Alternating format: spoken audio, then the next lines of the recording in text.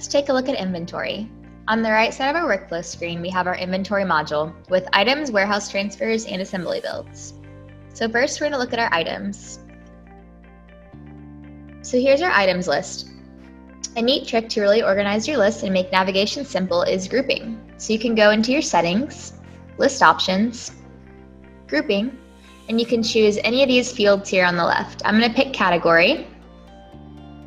And so when you do this, you can just easily hide different groups, and it makes navigation very, very simple for you. Another trick is you can go and you can search by any of these fields here on top. So say I want to search by brand. I can search by any item branded by DWS.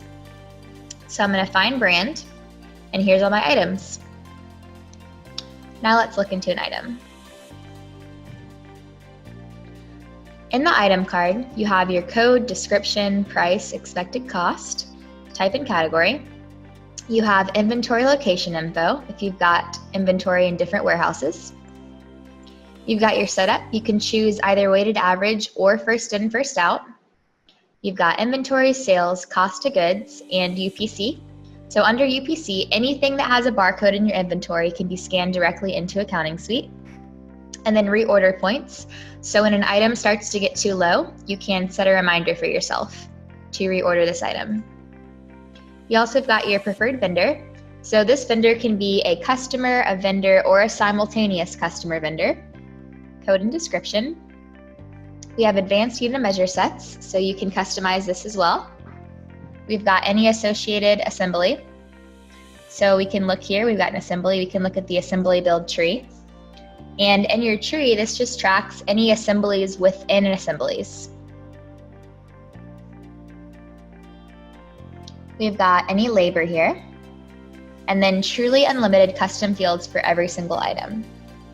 Also in this card, you can generate a few things. You can generate your assembly build or an inventory adjustment straight from your item, and then you can also generate a quick report.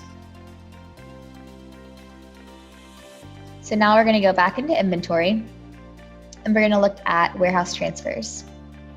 So here's our transfers, and we can just simply create one here. We can say location from Maine to, we'll say Nashville distribution. So we will select this, and we'll make the date for the 27th. We'll follow our DWS trend here and say Strato body.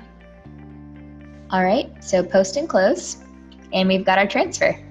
Simple as that. Going back into inventory, like I said, we have inventory adjustments and assembly builds. So looking at the assembly builds here, we can create one.